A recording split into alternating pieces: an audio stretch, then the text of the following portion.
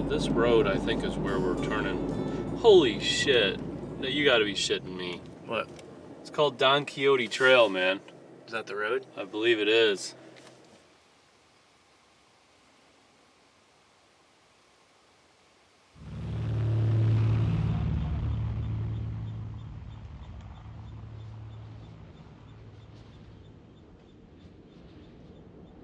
Too much sanity may be madness. And maddest of all, to see life as it is and not as it should be.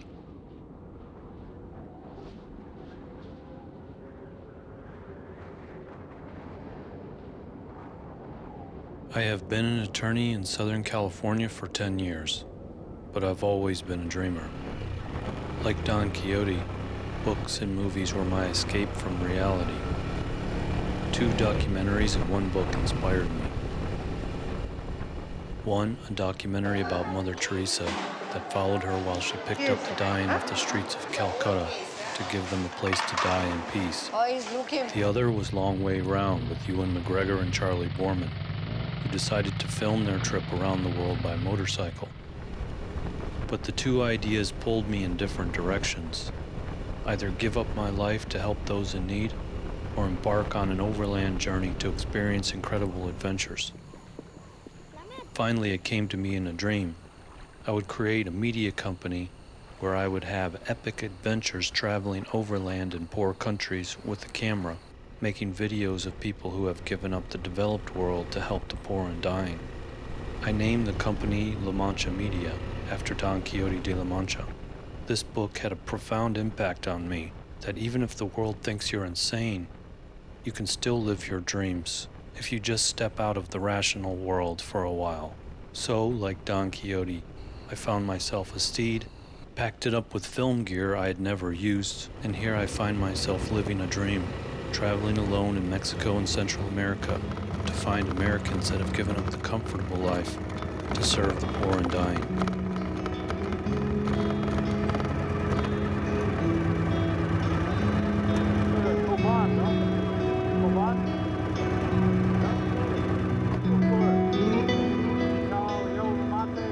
I drove from San Diego to film in my first charity in Ciudad Juarez at the Rivers of Mercy Orphanage.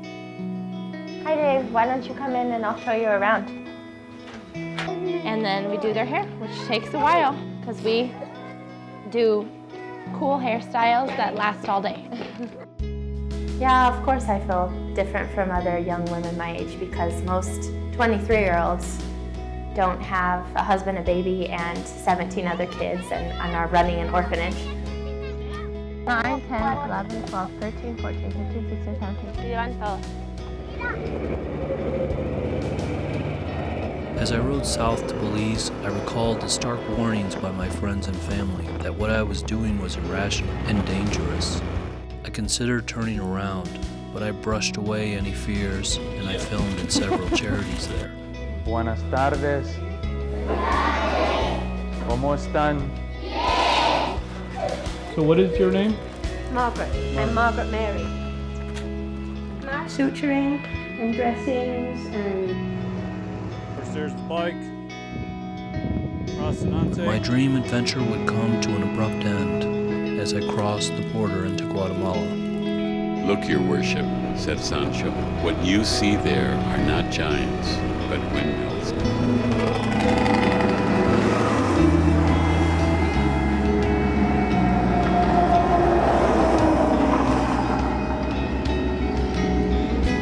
Say hello. Hi.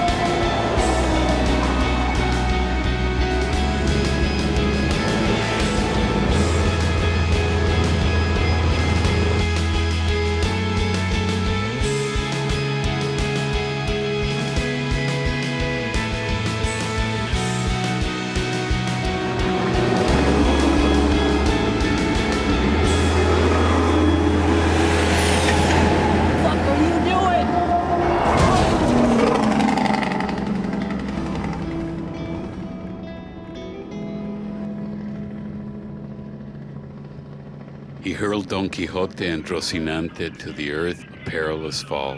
You are vanquished, Sir Knight, nay dead. Don Quixote was bruised and stupefied.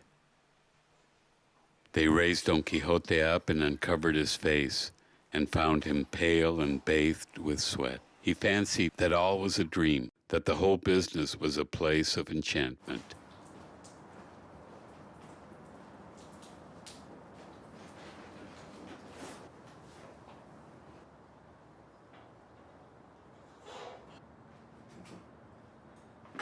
I decided to return to Central America to recover my motorcycle and continue filming in charities.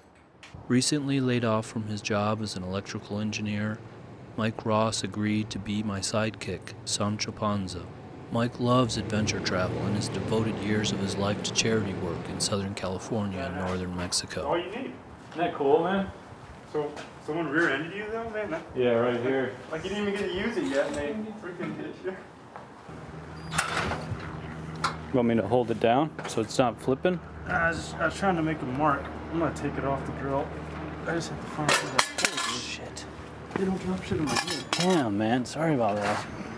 Fuck. Yeah, I'm gonna have you sign a liability waiver, by the way, man. Because you're working for a corporation. Drawing up by another lawyer. You're working for a corporation, man. If you get killed, your family's gonna be like pissed off. So you ready to go? Ready to go. So how many miles do you think we're gonna be driving? 13,000. Aren't you scared? Hell no. So you know I almost died in a motorcycle accident. Hey, you don't gotta bring that up now. Vamonos. Let's go. Dave, why did you decide to pick up your motorcycle instead of flying it back? You can't ask that question. Cut. We gotta edit that out. I'm traveling to Mexico, Belize, and Guatemala, and I want to make sure my card is accessible in those countries. There's no holds placed on it. I'm going to be there the next 3 weeks. Maybe Honduras, El Salvador. I don't know, but that at least those three for sure.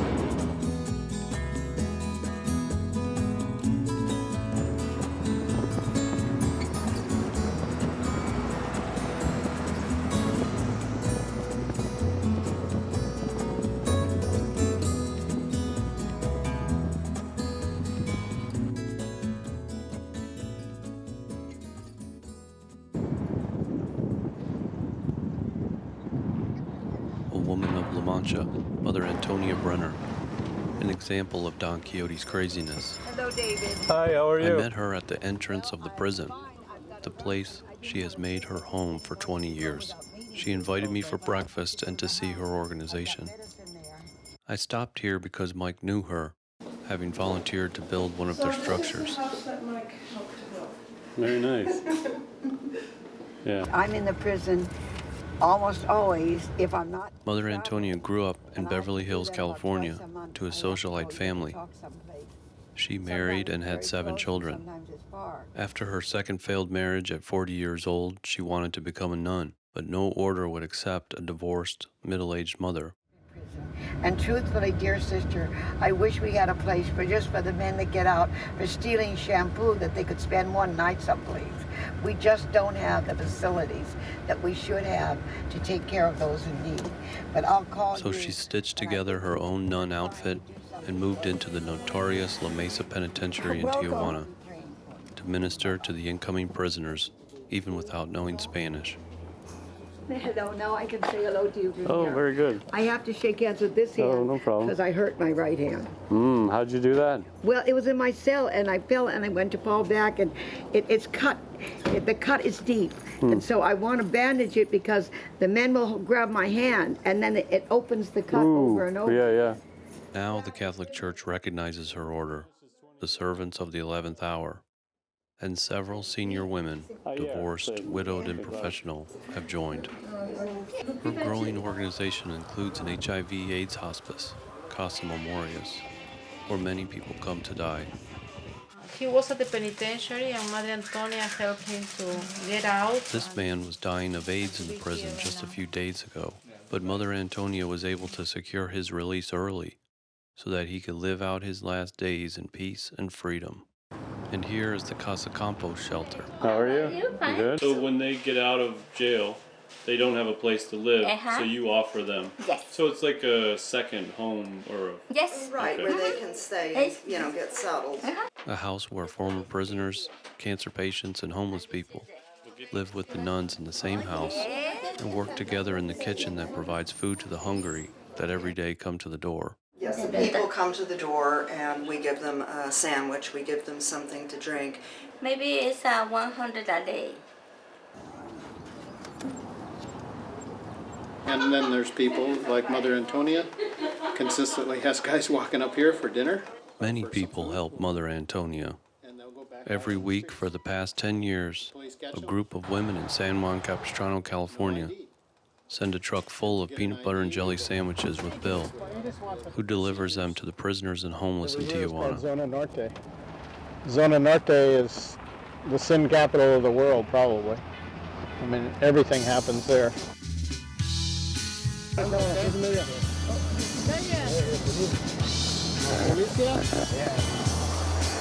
can see the power of a peanut butter and jelly sandwich. Happy is he whom heaven has given a portion of bread, for which he need not give thanks to anyone but heaven itself.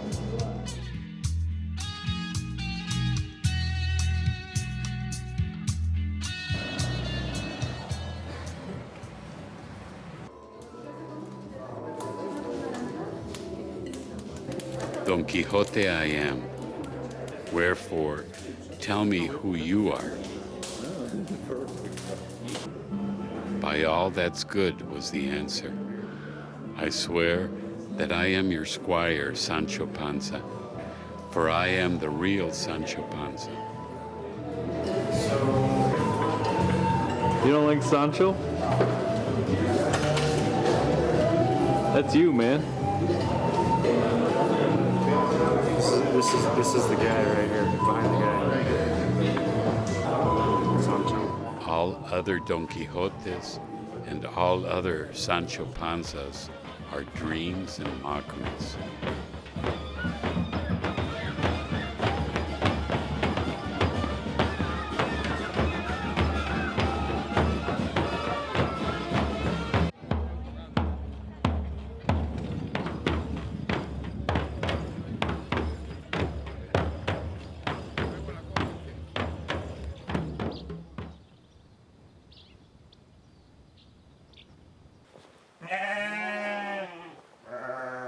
A little baby pig. Look at their snouts.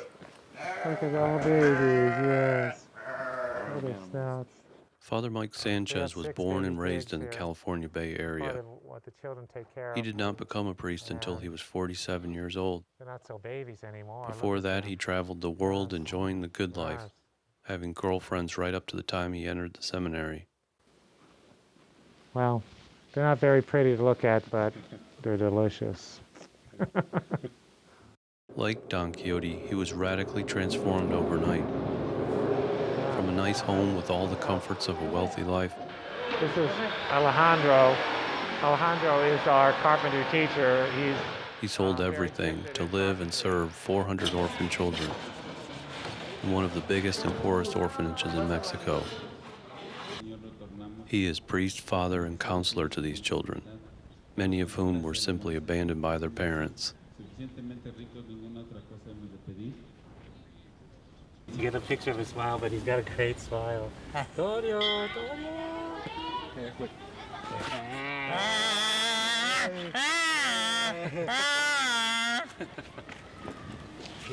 He loves to be tickled.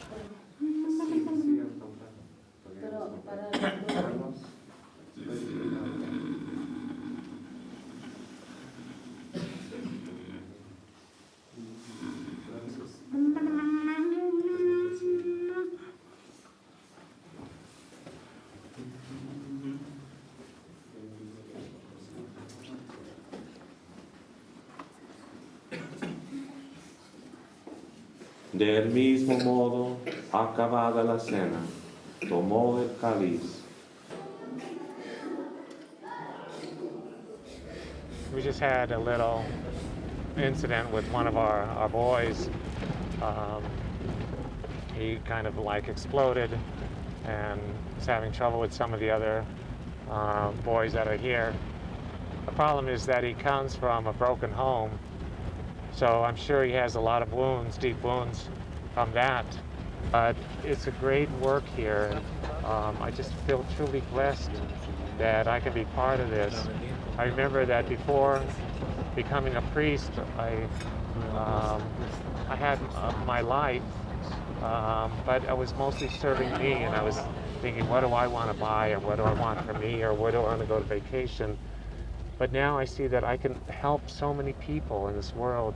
I'm just so blessed that I'm here doing what little that I can to help these children. All my days, my travelings, everything I've done in the past can't compare with one day of working in Santa Maria as a priest. I told my superiors that I don't want to stay a day longer than after I die. When I die, take me out of here, but until then, I'm ready to work. So, Michael, what's your story? 3 months ago, I was laid off, and my whole life I've wanted to come down and experience Central America, and I've thought of doing missionary work, and it's still something I'd like to do. And then just the whole idea of helping people out. I do work in Tijuana. I live in San Diego, so do some things across the border regularly. But I've always had this passion of doing more. And so when David told me he was coming down, I couldn't resist. I said, I have the time. This is a perfect opportunity. So maybe something will turn into that. I'm just trying to exploring what's out there right now. Why are you looking at me? Why are you looking on him? Well, that's what I'm saying. We have similar stories. I was I finished my job and I did an early retirement, and I thought, well, I want to do more. What more can I do? I feel just decided to do more. Yeah. So give yourself a 4-year period of time here. Get a big picture of what Mexico is all about. And the famous Don Quixote of La Mancha and his trusty squire, Sancho Panza, the valiant, the wise, the righter of wrongs, the guardian of minors and orphans, the protector of widows, sallies forward.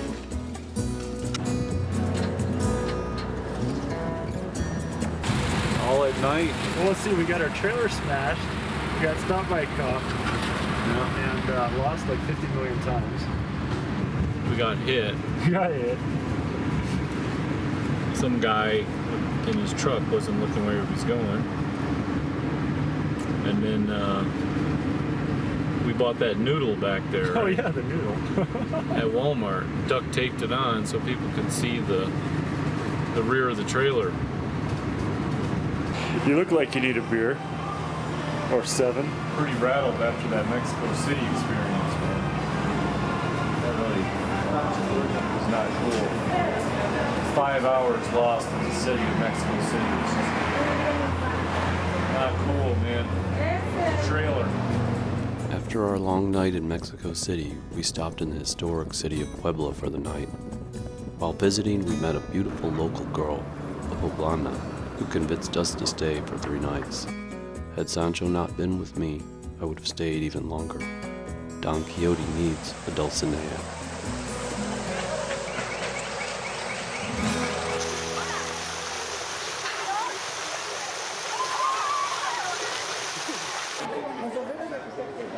Her name is Dulcinea. From a village in La Mancha, she endeavored, by all possible means, to exhilarate his spirits. Join us right now because it's the day of the day. Oh, okay. So we can see Oh, this is very beautiful. This is like a typical ofrenda because the ofrenda is from, it came from the Indians. The Indians began with the ofrenda thing. Oh, I see, yeah. So yeah, this is the Indians.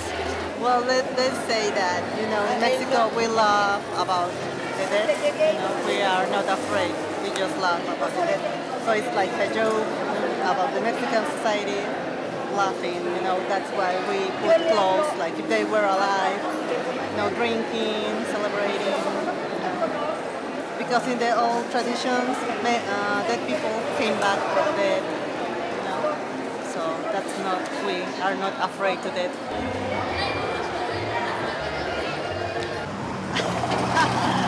The thing that, you know, making the documentary and everything, it's okay, but not good. But it's crazy. I mean, probably you could do the same, but flying, you know, making the trips in plane. No driving. On plane? Oh, yeah. But the point is to pick up the motorcycle on the. Yeah. Well, that's the point. Yeah. Most important thing. All right. Motorcycle. Stop it.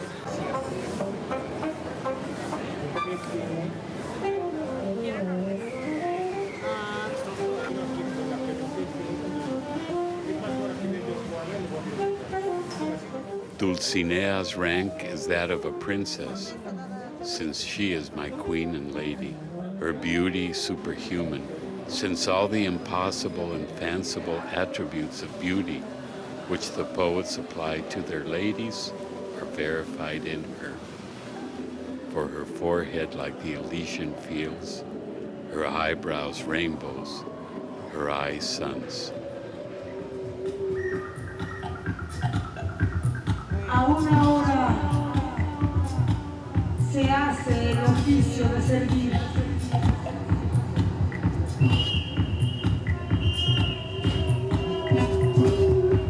Viniste a ver lo que quería tu corazón, la muerte al filo de obsidiana. Viniste a ver lo que quería tu corazón, la muerte al filo de obsidiana.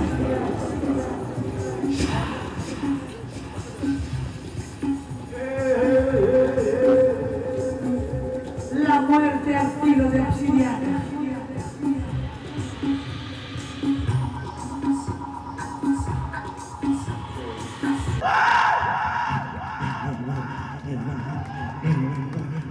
Como una pintura nos iremos borrando, como una flor nos iremos secando.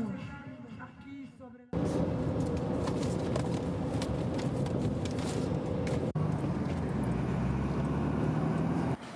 Don Quixote and Sancho have traversed 1/3 of the course to Rocinante.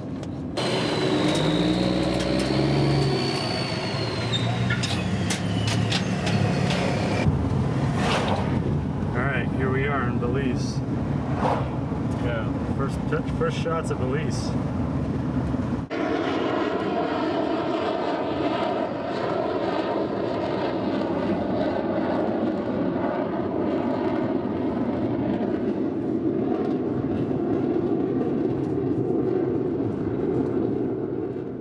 Yeah, they smoke the weed down here.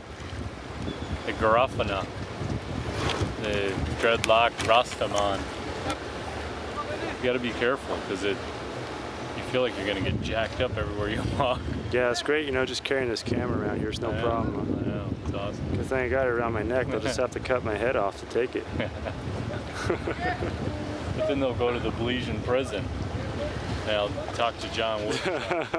Meet John Woods, an American now living in Belize, who was given the one and only Belizean prison to run by the president there. In 2000, I was building the highway between this western highway and the northern highway that went right in front of the prison. And my wife's cousin was the minister of prisons, and he asked me if I would form and chair a group of businessmen to advise on the management of the prison. And I went in there and was just absolutely horrified. They had about 900 prisoners at the time. There were 300 beds. There was no potable water. It was a garbage dump, and it was full of people people that had given up on life. You couldn't walk anywhere in that prison unless you had 2 armed guards with you. It was an extremely dangerous place. So every time I saw the Prime Minister after that, I would give him a report and just tell him how horrible it was. And finally, I think in frustration, he said, "Hey, Why don't you take it over and run it yourself? Taking a government thing and turning it into a nonprofit, which is, this is really weird because you just have never, people don't hand over the running of a prison as a nonprofit type thing. And we formed it on the basis that we firmly believe that all men are created in the image and likeness of God. And I think that's pretty special because we're not really a religious organization, We're going to rehab. This is one of my pictures when I was in my addiction.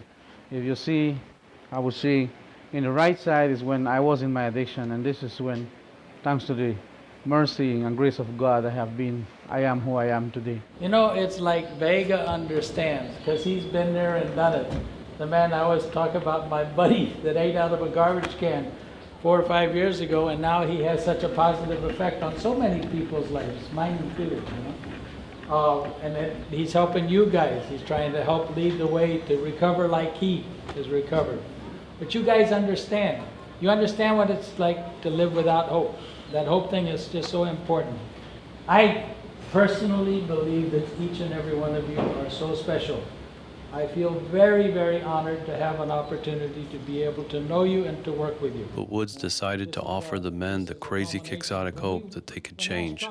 He is having phenomenal success. We had the computer program, and we had programs here and there. We didn't have nothing like this. In hope, therein, the end of all to find.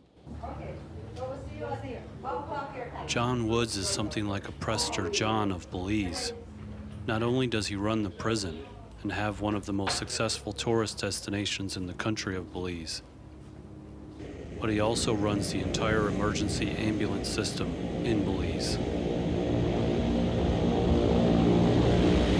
This is part of the Belize Emergency Response Team. We have the ambulances to run to the accidents on the road, or somebody gets hurt or sick, they can call an ambulance.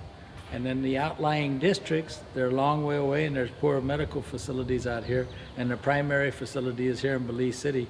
So we base a plane here, and when they get a call to go to one of the outlying districts, an EMT gets on board with the pilot, and they go down and pick up the patient, bring him back to Belize, and get him to the main facility. And it was because of Bert that I learned about Moises, a young boy that was flown into Belize City from one of the outlying districts on one of John's planes.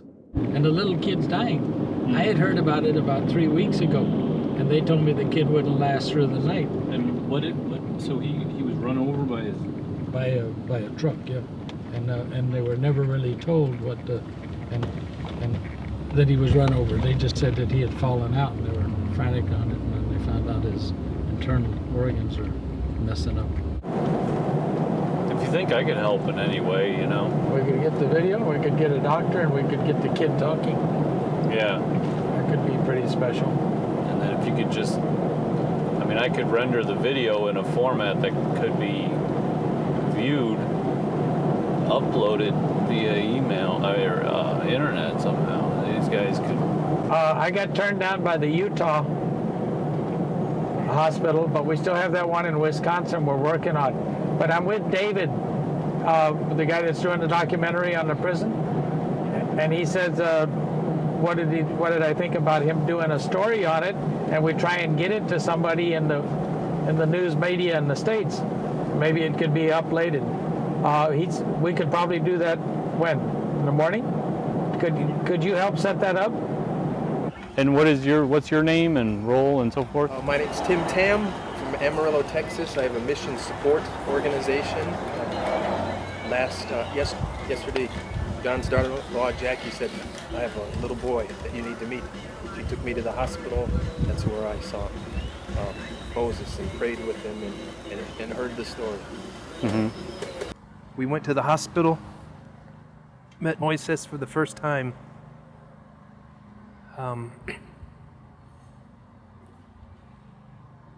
And it was really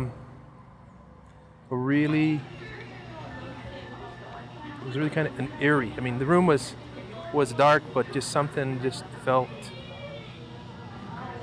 different.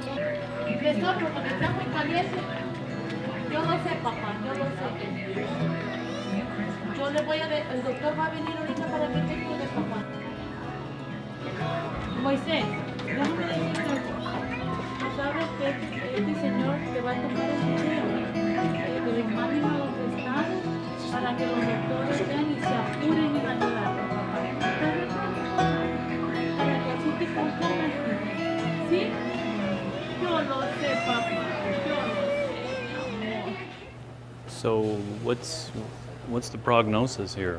All right, well, Moises came to us from early January after having an accident. And since then he has had 5 surgeries. But the most serious complication with him is that his gut is disconnected. What could another hospital do, like you mentioned? I think what they can provide is first the nutrition that he needs via the vein to get his body weight up. And then secondly, the expertise which is unavailable in Belize to reconnect the gastrointestinal tract so that he can survive. And that technology is available in like the US? Yes, it should be. Do you think there's a timeline as far as his life goes, or? Yes, I think we are closing in on the end. Mm-hmm. When in my mind I muse, O love, upon thy cruelty, to death I flee, strange destiny that deals with life and death as with a play.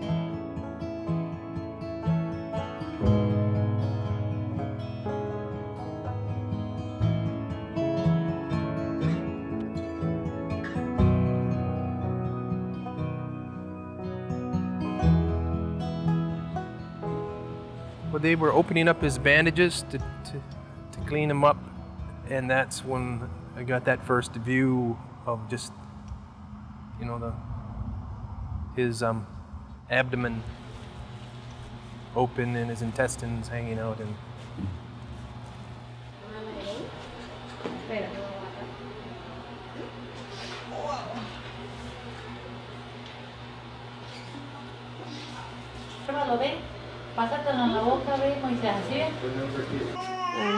Just I need help for him, make he gets better.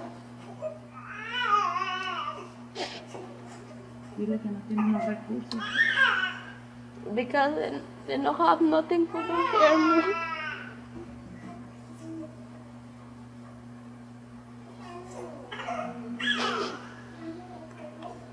I know that yes, they have nothing to do it, and I want take care of him to get better.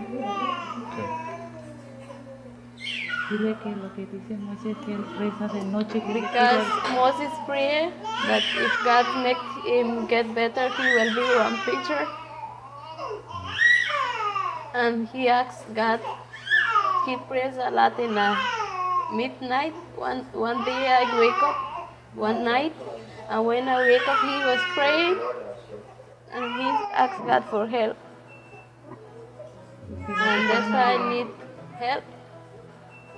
Because 3 weeks ago, for 3 weeks, they are asking for help at states and no answers come yet. And he's very tired that he won't go from here. He was happy that today will come the answers and no answers yet. And I need help, please.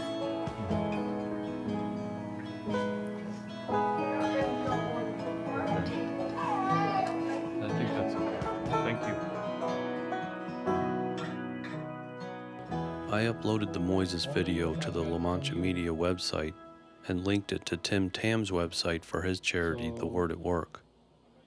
And I authorized that all donations go through it because they have an extensive organization helping the poor in Belize. We're working with the Texas Children's Hospital.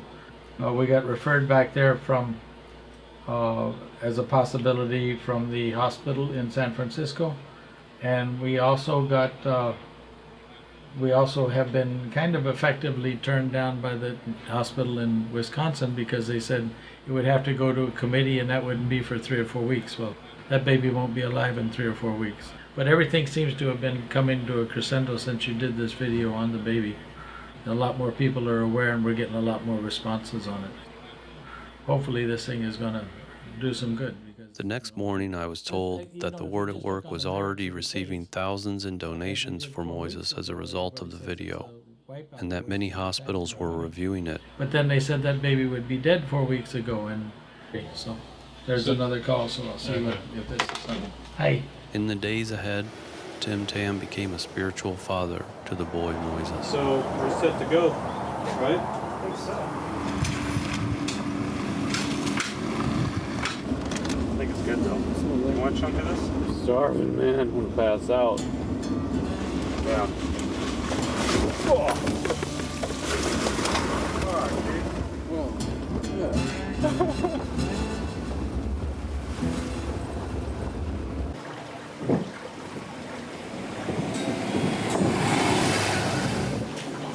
What are you doing? Good morning. Good morning. What are you doing? You going to blow up the bridge? No, blow it up. What are you doing? We're just taking some pictures. I was telling you guys to man and thing. And you walk, come back, it's about 10 miles. Oh, 10 miles. Yeah. That's a long way. Oh, it's like a roof. Smile for the camera.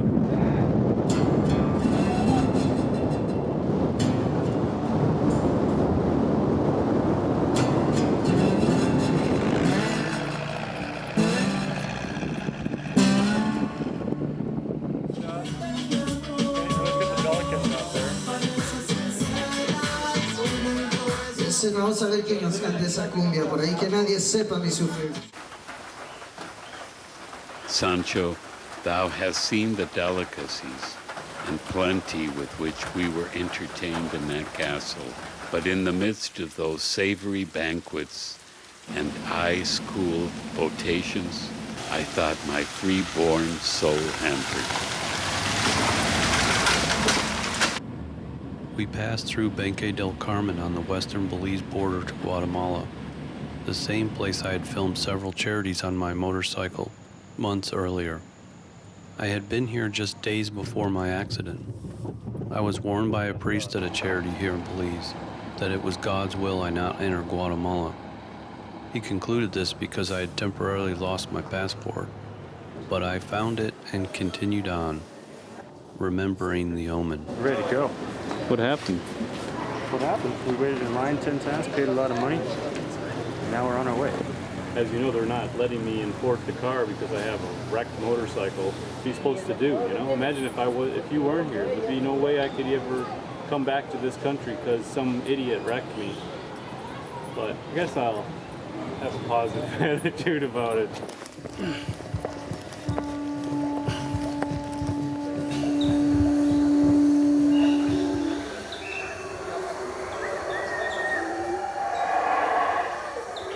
Some howler monkeys.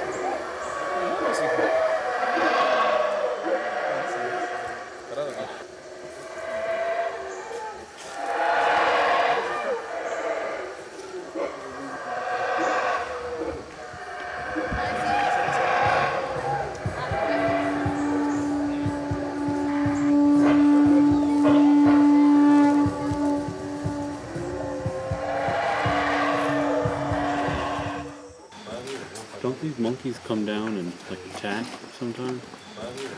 Yeah, I think they do. The beast understood. He began to bray so loudly that the whole wood rang out. Immediately upon entering Guatemala on this second sally, I felt the same strange energy I had experienced the last time I entered. John Woods had also warned me not to enter Guatemala. John's brother, Father Bill Woods, a missionary to the landless Guatemalan peasants of the Ixcan, was shot down in his Cessna plane by the right-wing paramilitary army of Guatemala because of his agrarian reform projects.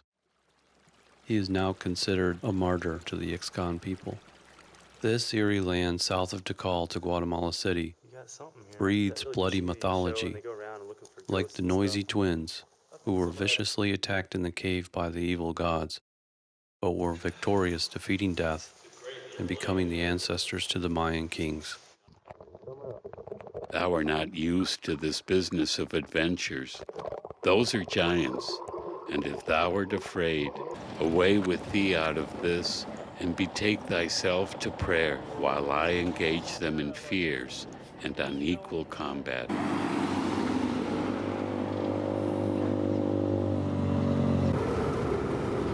Just a sec. We decided to go Roxtua because Chisek is just too bad of a road. So that was the way I went on my motorcycle 7 months ago. Just insane mud, potholes.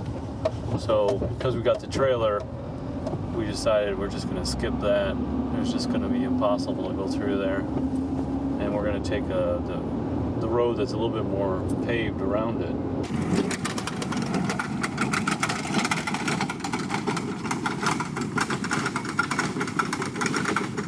So this is just pulled through here on my motorcycle.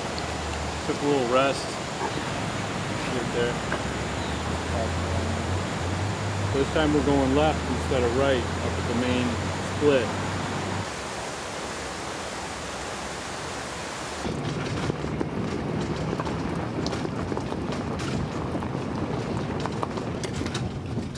So it looks like we took the wrong way, man.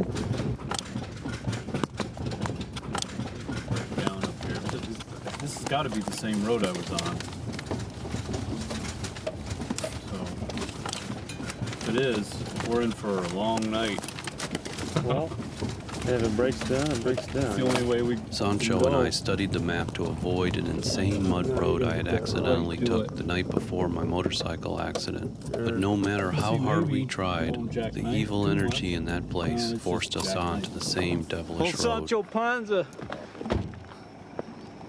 working for his keep here. Yeah, tired of moving this trailer, man. What the heck? How many times we got to go down a dead-end road? I know. I desire to persuade your worship to remain where you are, without going in search of evil, nor to turn unto another road, since we are not bound to follow this, in which we have been surprised with fear and terror. I had spent over 7 hours on this road navigating my heavy bike laden with film gear on my way to film the next charity. At one point, because of the pouring rain, I tried to camp on the side of the road, but the entire village surrounded me, smirking and laughing at me with evil eyes, threatening my life. I was forced to continue driving to the town of Coban in the mud and rain, arriving at 2 a.m. You was shot. And in some strange way, on this second sally with Sancho, the road compelled me back into the same web of darkness.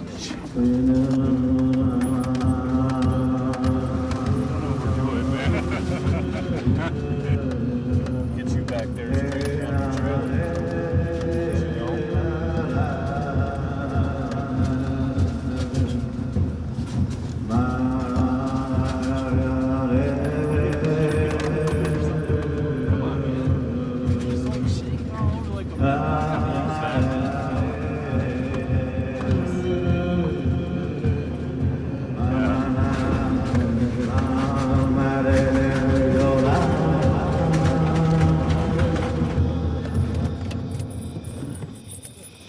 What happened, man? You got a big ass wrench, right? Because your ball is gone. It's probably in the it's probably in the trailer, but the nut came off. Some troubles now, man. I think it may have Sheared? can't see. Yeah, it's not sheared. You can set it down. Thank God. Alright, so now we're gonna duct tape it. Just like they do in that show. What's the name of that? We'll start here, right? Wrap it around. Wrap it around the hitch piece. Duct tape the hell out of this. I'm gonna film this. Can you duct tape the rest? I'll put some duct tape on your mouth, man. Shit, bro. Talking about going down this road here. Hey, let's not go down the road I went down on my bike. I think it was a whole setup. Got a monkey wrench and tape. That should hold it. Getting close. Here comes a shitty ass road. This is the best part right here. This is where it comes off, bro.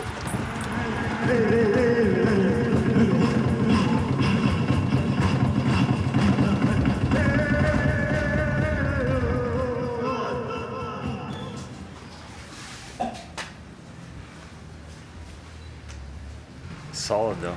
Tape's still holding up. So you ready to go down to Guatemala City?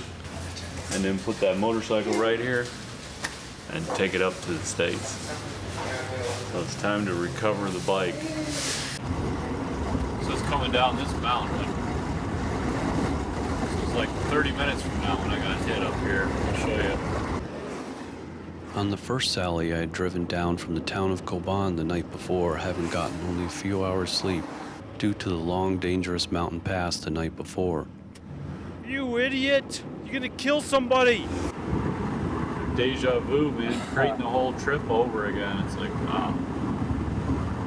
Stayed in Coban last night. Going down that road. The road descends into a desert, trashed climate of chaotic drivers who disregard all human life. Reporting live from the side of some shithole road here. So Mike, this is about where the accident happened. I was coming up this highway, the Atlantic Highway going to Guatemala. It's about 50 kilometers from here. They pass erratically on blind corners, crossing double yellow lines, and vehicles falling apart. Barely hit the guy in front of me, just nicked him. And then he smashed into me. And then he wiped out. I was laying on the road right here, basically. And I was able to crawl off because I was still alive. I didn't think I was when I got hit, but I was. So I crawled off, and all the traffic stopped. People started running up to me, and an ambulance was right there. There was an ambulance right behind me at the time. The ambulance driver saved me, but he also stole my camera gear.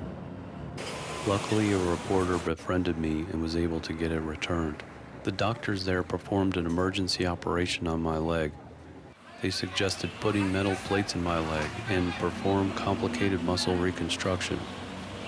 But I learned Guatemala doctors have a monetary incentive to perform unneeded surgeries. So I convinced them to drug me up after a few days so that I could fly home. I arrived in San Diego within a week, and the doctors told me I needed no such medical procedures. I was able to walk 5 months later. I was happy to have escaped that country alive. For doctors have persecuted me, and enemies have crushed my bones. Basically, the scenario started like this. I was in my office checking my emails, and the email was basically the question, could we help Moises? And it included a link to the La Mancha Media website. So I immediately clicked to that website and watched the video of Moises, and saw his physical condition, saw Dr. Eck speaking about his health, and in the midst of that, I started getting emails from all over the country, I guess in part because you put my name or email address on the La Mancha Media website. And so I started getting emails from Duke and from Florida, and they all basically said, we are interested in helping Moises, but it appears that his situation is hopeless, and if you'll take him and see if it is hopeless, we'll consider and take him and transfer if it's beyond your capabilities of caring for us a week. So it was fairly straightforward to try to get 7 people together and make a decision. We made a decision in about 15 minutes. I mean, it was simply, is this the right or wrong thing to do? And can we afford it? You know, with the economy as it is, that was a significant consideration. I told the exec team I thought it would take 6 to 12 months. I have a very tiny part to play in the Moises story as Tim put all the other pieces together. That seemed like the one piece he didn't have was transportation from Belize to Amarillo after the hospital here had accepted Moises and agreed to take him. I helped Tim look for first an air ambulance And when I couldn't find one, we just sent our plane down after Moses. Didn't want to give Magdalena any false hope, but this was the point that we said something's going to happen. There's a hospital, and we have a way to get him there. So that's when we went and told Magdalena that Moises is going to the States. Now, of course, she's overjoyed, but the funny thing she said, she told us a little story that just gave us goosebumps. She said that the night, early that morning, in the middle of the night, she woke up and found Moises sitting up in bed. This is the first time he's been doing anything like that, had the strength to do anything. And she said it was this mysterious man in white that nobody sees but him. This mysterious man in white or angelic visitor told Moises he needs to get up and get ready to go, that he's going to be leaving for the States. And so she said there, she found him in the middle of the night sitting up and saw that he had cleaned himself up with little towelettes. She said he put on lotion, he combed his hair with Vaseline, and sitting there waiting. But from the looks of him when he got here, that was a good thing. What do you mean? Oh, he was just a stick figure. I mean, he was so tiny. Bundled him off of that plane, and it was amazing that he was even alive. I did meet the plane at the hangar when they came in. Of course, they came in just ahead of a major snowstorm. We had the airport was closed for about the next 24 hours with a freak March blizzard.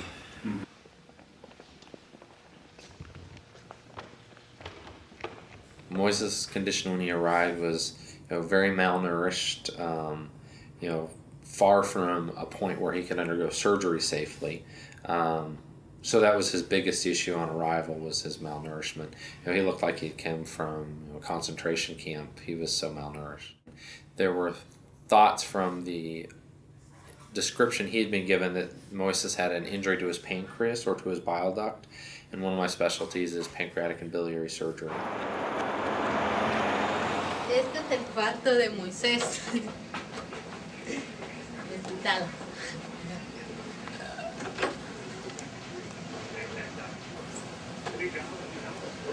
Y aquí está Moisés. That welcome heaven in my sea of woe, such joy I know, that life revives, and still I linger here.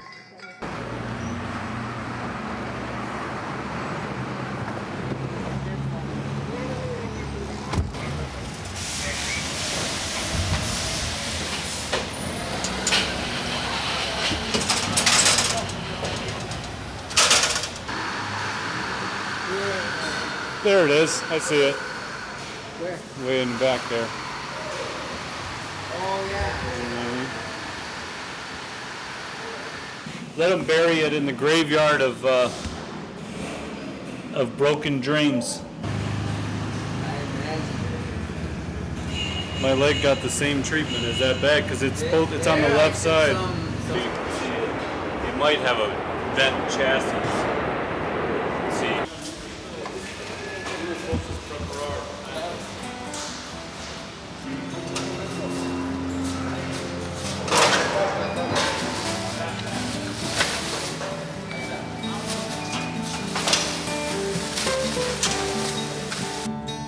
Rocinante, he feared, was crippled for life, and his master's bones out of joint.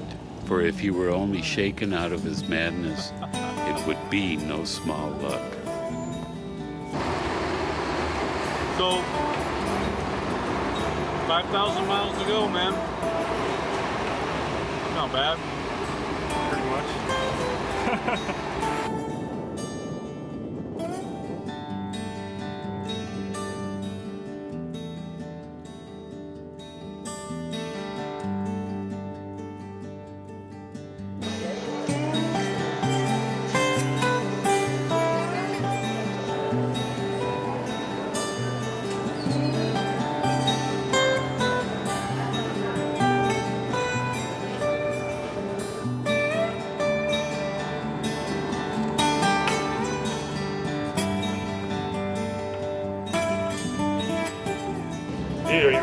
trip, or what are you doing?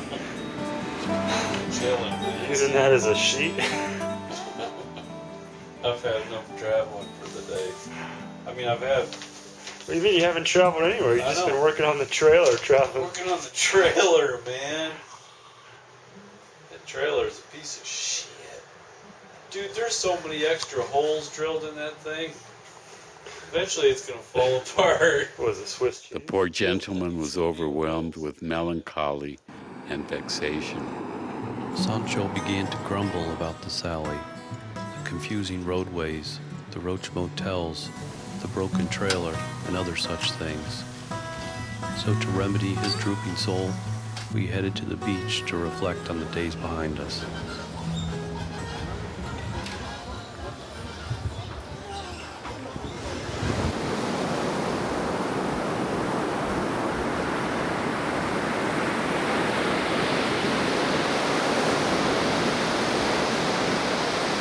Cheers. Cheers to a good trip.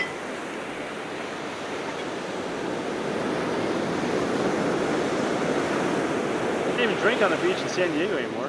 I know. This is the first time I've done this in a long time. I know. Too many regulations back in the States. You know, I think that's why Americans are so successful starting orphanages and other service projects down here, because there's so much less regulations. People just have a big heart. They want to do some good. Here they can just do some good and do it quickly. In the U.S. they need $1 million. They post bond, got to go through a year of regulation, have liability lawsuits all over their, you know. Here it's like you can help somebody just because you want to, it seems to me. Yeah, what are you gonna do after this, Dave? More trips? Still going to Africa, South America? Gonna do it all, right? The charity thing is great. I mean, being able to make these little charity videos for free,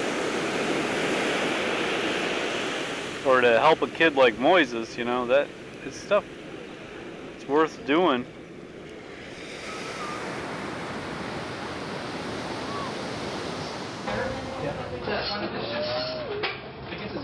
No, movie. Oh, you got a movie. Mr. Tim. Mr. Tim. Huh? You take the movie. You take the movie. You want me to take the movie? You put the movie, huh? All right.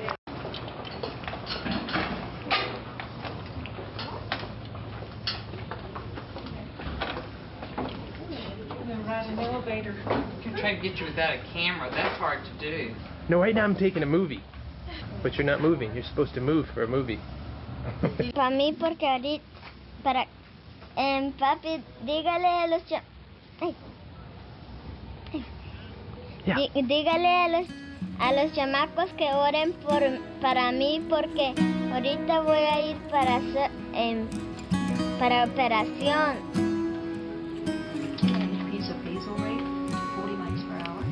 Oh, my soul, you come and you go through the paths of time and space.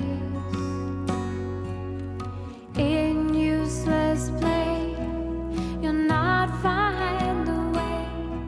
So I can't think of anything that I've done that, you know, you walk away more gratified, or, you know, feel better about what, you know, you do as a profession than taking care of somebody like Moises. You know, it's you know, when you're doing it just to, you know, to help somebody and, you know, try to get them better, and you see somebody as sick as he was when he came in and leave, you know, a completely different boy, you know, it's very gratifying.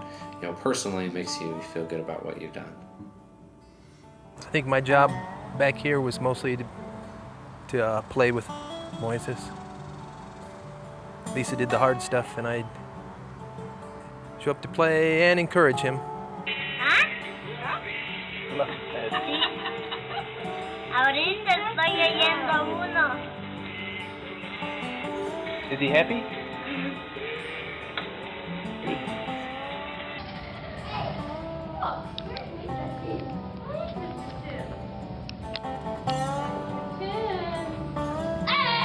He's not here. Yeah, plant that thing right there, boss. It's like Don Quixote with the lance. Lance in the sand. Shove it. Oh, that was impressive. Killing the dragons, man. Killing the dragons, bro. Slaying the dragons of modern American consumerism and thoughtless consumeristic ideology. What are you, a communist? No. It's called giving. Helping other people, man. That's not a communist. It's a communist. That's right. We can't have any commies here. No, but a lot of people want to help others. Father Mike, it's amazing what he's doing with his life. He gave everything up, sold everything, gave it to his order, and volunteering to help 300 or 400 orphans in Mexico. If you call that communism, then yeah, I'm a communist. Dude, man, you ready to get going? Yeah, let's get going. Because I don't like government making those things happen. I want people to do it themselves, you know what I mean? And that's the difference between Fidel Castro and Chavez and Che Guevara. They wanted the government to equal everything out and make sure everybody was happy. I want to change the culture so that people don't necessarily want, their only goal isn't money and to feel good, but actually they want to do good for others, like in a good way.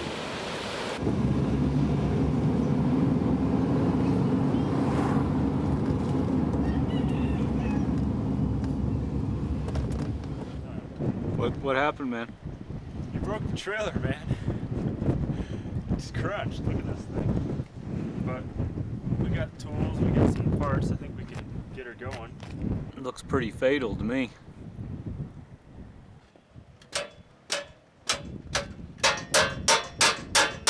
Jimmy rig. I'm back. See where the frame bent? Yeah. Huh? Well, I think because you got hit 3 times. Well, you got hit twice. And you got hit I once. got hit once. And I just kept smashing it in. Yeah. I think we got her fixed. We got it, man.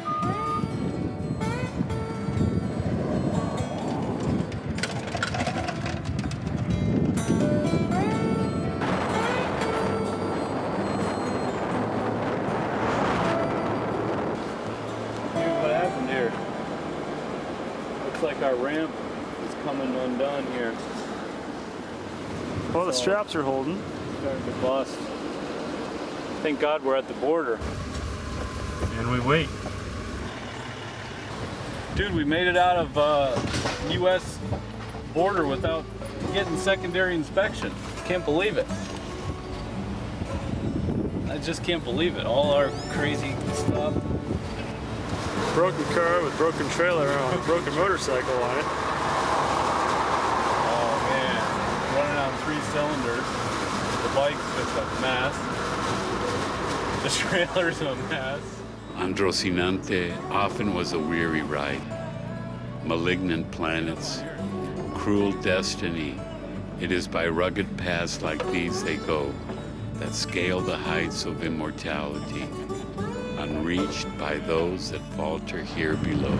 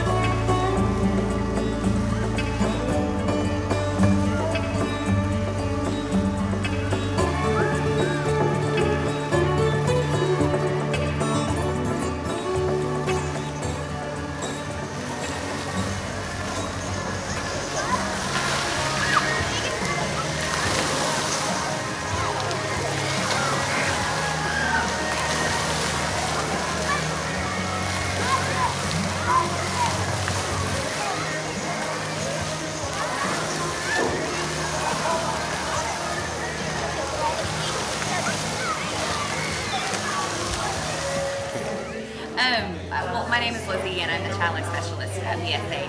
Okay. I do a lot of medical play and play therapy with the kids. Right. So I would get Moses up and get him moving around and give him activities to do and plan fun things for him, incentives, things like that. Yes, I spent a lot of time with Moses, and I just adore him. That's wonderful. Yeah. Thanks for bringing him here. Sorry? I said thanks for bringing him here. Oh, I didn't. Was it not you? Well, It was you.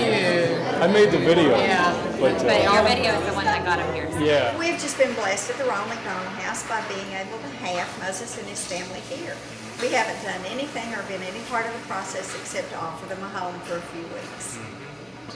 Well, we just provide a home for families who have to bring their children to Amarillo for medical treatment. If you live far away from home and even further away, like Moses and Magdalena, you need someplace to stay that may feel more like home.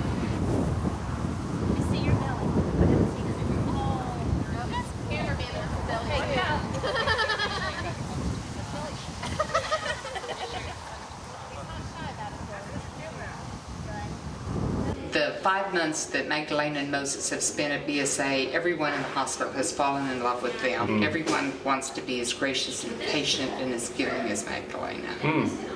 And she's never gone back. She's been here the whole time. She has never gone back. Yeah. She left 2 of her babies behind. When she got here, the food made her sick, the smells made her sick, and what she realized was it wasn't the food and the smells, she was pregnant, and she didn't know it. So she'll be having her 4th baby in November. That's wonderful. But she'll have it back in Belize because he has done so well, and he's going home. Ay, pero no puedo. Sí, digo que se lo hacen.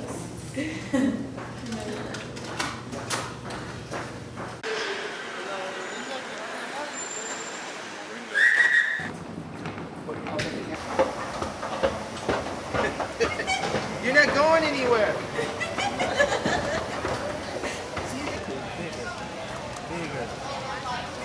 See, 4 is off, all right? You feel it? We're off the ground.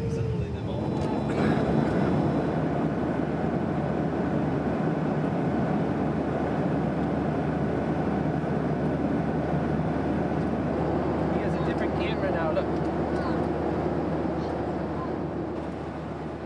Tim, Tam, and I followed Moises and his mother Magdalena back home to Belize after having lived in the hospital for 6 months.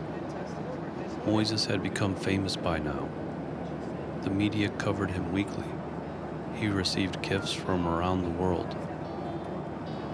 While some people questioned the millions of dollars spent on saving the boy, most people were simply brought to tears upon hearing of it.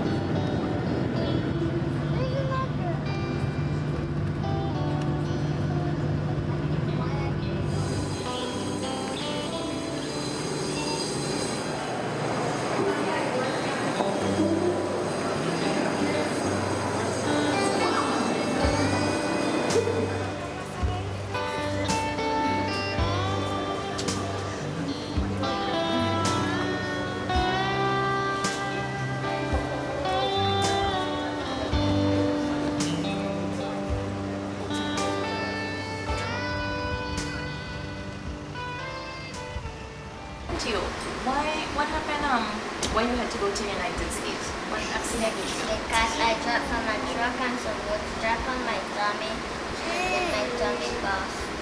Yes? And now it's back together, right? Yes. Oh, you know where they cut you?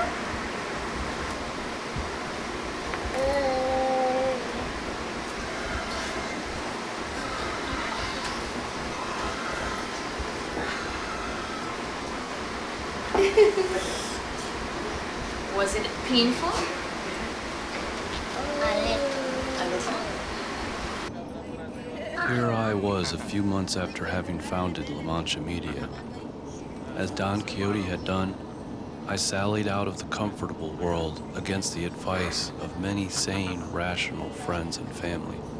But now I have helped save a boy's life who otherwise would have died, thus confirming me in my sane insanity. Knowing that they were going to be returning to Belize and the conditions that they were going to return to, we thought we had an opportunity to help out in a big way. The doctors were concerned about the sanitary condition. I mean, you have 11 people living in a 10 by 10 box, basically, with no running water. Their water was, a well with a rope and bucket.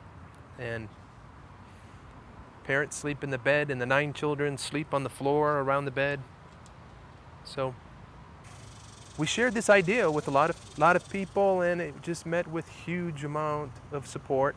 And someone right away put up a $5,000 matching grant, and the funds started coming in for us to do this house. The construction started about 2 weeks before they left. The whole family got involved in the scheme to surprise Mom. We didn't know if we'd be able to pull this off because she talks to Manuel and the children every day. But we just imagined her coming home with Moises, expecting to be in this dingy little box, and lo and behold, a house had appeared.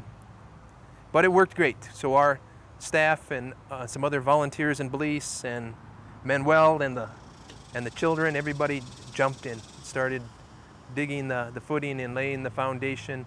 Get it. Turn.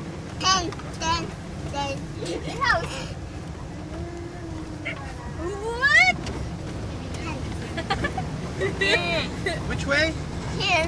Wow. This isn't the place. This is the place? This is it? Yes. I've seen pictures. This is not it. Not even speak that what he is doing here.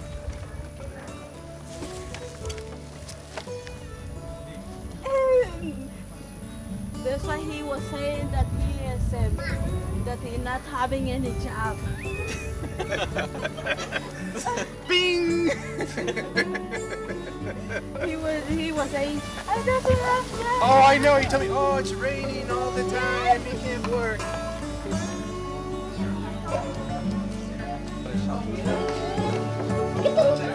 Why are you smiling?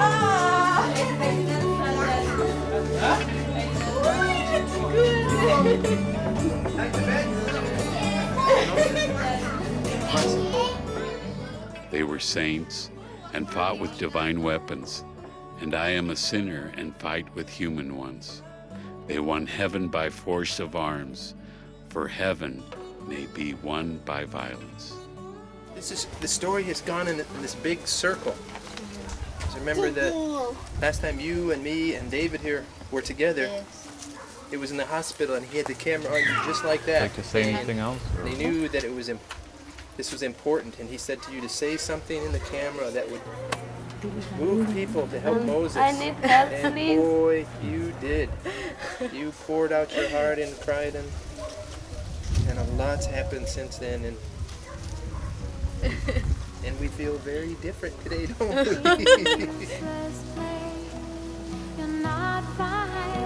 Nothing wrong with him. So set your course and go. Sing such a song with all your life. You will never have to sing again. Love such a one with all your heart. You will never need to love again. Oh, my soul, you come and you go through the paths of time and space. In useless place, you'll not find. So this road, I think, is where we're turning. Holy shit. You gotta be shitting me. What? It's called Don Quixote Trail, man. Is that the road? I believe it is. Can you believe that?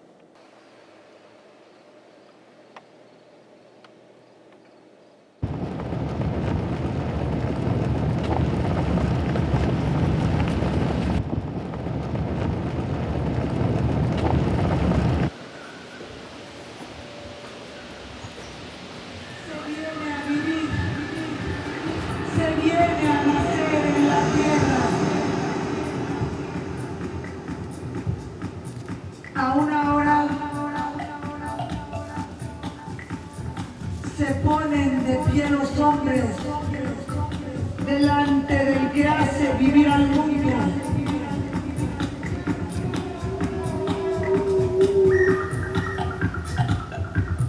A una hora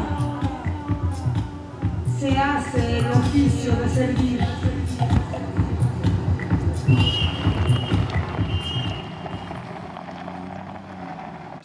When 911 called, said there's somebody witnessed a plane going down, they can see the smoke. Well, you're down in a hole here, so you can't see anything at all. Right down here. Yeah. So once we got down here, the front was coming in from the southwest here.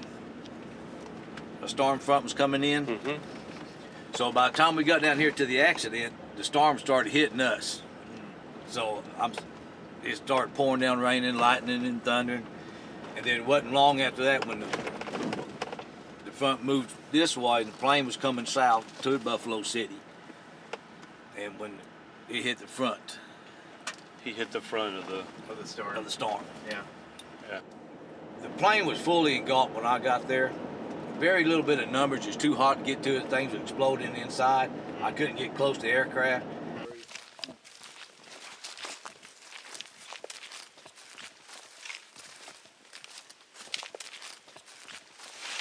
The nose of the aircraft, the propeller and everything else is right here. And see, what a lot of people think when a plane comes in, of course, it breaks off treetops. We was looking all over the treetops coming in like this. I see what you're saying. Yeah. What it did, it fell straight down. Mm-hmm.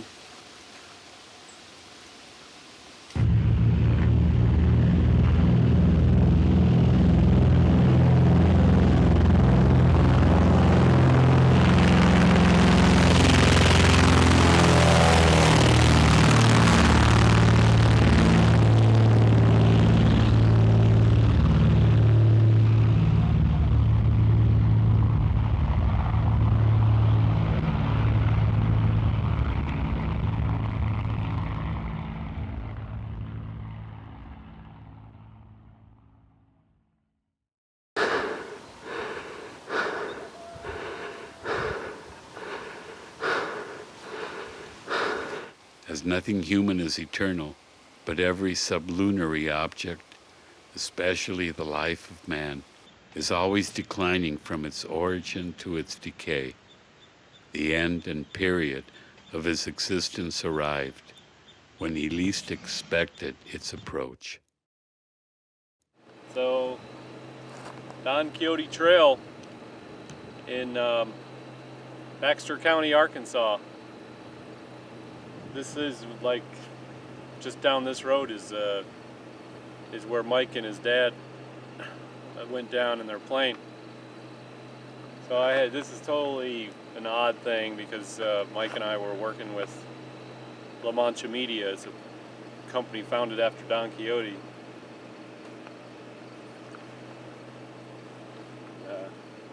He was Sancho Panza, and we were filming in Mexico, Central America last year, and as you know, he was flying with his dad over here,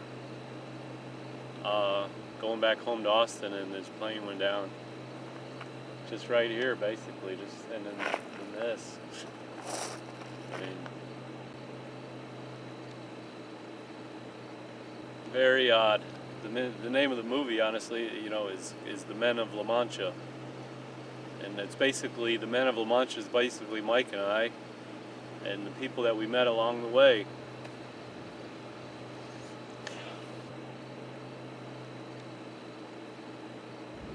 La Mancha Media means to me just kind of what you were saying, taking off on an adventure and bringing stories of people in these small towns who have nothing to the general public to bring out their story and tell what their lives are like and have fun doing it as well. This is my husband, John. Oh, hi, how are you? How are you? Good. This is it Dave? Dave, yeah. I stayed at the White Buffalo Resort because I had read in the news that the owners of the resort had seen the plane flying just before it crashed in the mountains. I wanted to stay near the place my friend had died and I wanted to speak to the owners about what they saw. And the plane literally was, I mean, if I was looking out right now, it would have been like right at the level of that shade. Right. Oh yeah, it was extremely low. Doing what everybody does, like cruise over the river. I told them that Mike had been a volunteer with Mother Antonia in Tijuana, building their houses. To my shock, they told me that they knew Mother Antonia and had volunteered for her. We're just, John, realizing the connections. We're connecting the dots here this morning. Dave has actually just told me that Mike, his friend who passed away in a plane crash, knew Mother Antonio and built the house for the nuns down in Tijuana where we used to make the peanut butter and jelly. Yeah. They had bought the White Buffalo Resort 5 years ago. Before that, they lived in San Juan Capistrano, California. While living in California, they made the same peanut butter and jelly sandwiches that are delivered by Bill every Friday to Tijuana. And then we would unload the bread and we would make the sandwiches. And then they did peanut butter and jelly. So we would stay and do the peanut butter and jelly sandwiches. And we would pack them back up, put them in this lady's car, and then the next morning her husband would take them to Tijuana. We met him once. Said how we did it like for how many years? About 7 years with the kids. Yeah? Yeah, I remember the kids grumbling about that. Every Thursday. Yeah, they did grumble. It's a small world. We had to come to Arkansas to meet you. Yeah. Well, it's kind of eerie that you guys saw that plane that morning. I know. It's pretty surprising in life, the connections that are out there. The world seems like a really big place, and it is, and there's an amazing number of people out there. I'm impressed by that all the time. But it's amazing amongst as big as the world is and as many people there are, just the connections that exist out there. And this was like an amazing example. We're 2,000 miles from San Diego, and we basically met people that were connected to Mike and to us. While sad at my friend's death, I am drawn back to the Day of the Dead in Mexico. The dead are still among us, laughing and drinking and communing with us. Happily, my trusty squire Sancho took possession of his promised island, his paradiso. And the others, left below, they continued to battle the demons of abandonment and despair, fighting wicked, protecting orphans, widows, prisoners, and those condemned to die.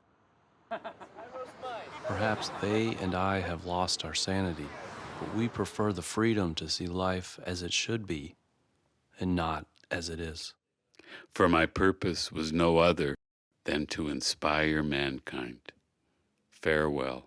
Well, Mike was a special man. It's a tragic thing, and he is the example of someone that gave his life so much that he can say, even though he was young, that he didn't go to God with empty hands. He went with his hands full, because all we take with us to heaven is the things we've done for others on earth.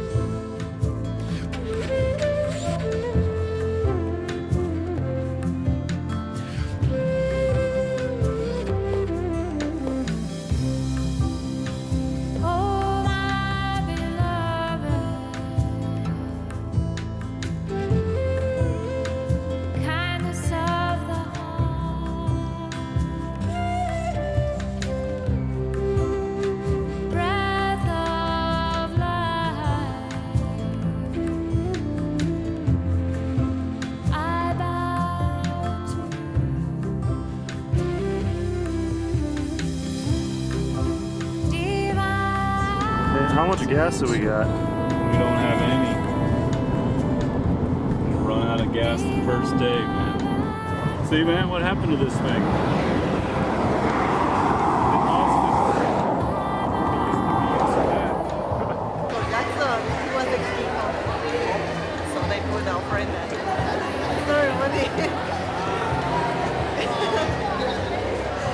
Like the real Michael Jackson. Been a great trip so far, though. Got the license plate stolen. I don't know what we're gonna do about that. Got hit twice in the trailer. It's all worth it. It's all worth it. Yeah, it's all worth it. Got to get that motorcycle too. Well, that's gonna be fun. That's when the journey starts. I know. That's the real trip. Because we gotta get that thing. Gotta get that back to the States. Get Rocinante back. I'm like an hour away from the party. And this nice light here. What was your roles together here in Amarillo? Recently, Tim has begun bringing his work home.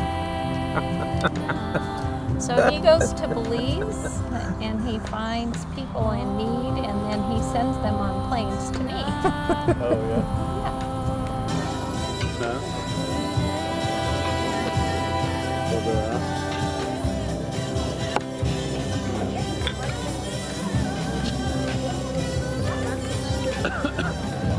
How's all of you? It's good, man. You dig it? Yeah, you dig it and then you boil it. Oh, I see. So you make like a soup? No, boil up. You just boil it and eat it. It's like a potato. Yes, I mean, it goes on the ground. Potato, Irish potato, sweet pork. Nice. Yeah, you want it? I don't know, do you? Duct tape ripped.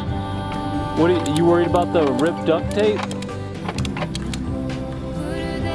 think it'll be fine. Slow as possible. That's fine.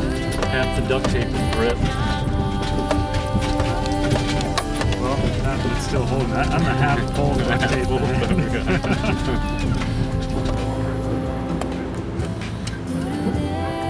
Another usage for duct tape. This whole trailer's gonna just be a pile of duct tape when we're done, I think. Nice and stout. What do you think? Another quality job. Quality is job number one. Ooh. How is it, man? I'm just afraid I'm gonna get electrocuted, but... Oh dang, look at that thing. Hey, don't touch those wires. No, man. We only lost one light. What happened, man? Your duct tape job wasn't so good. It's gone.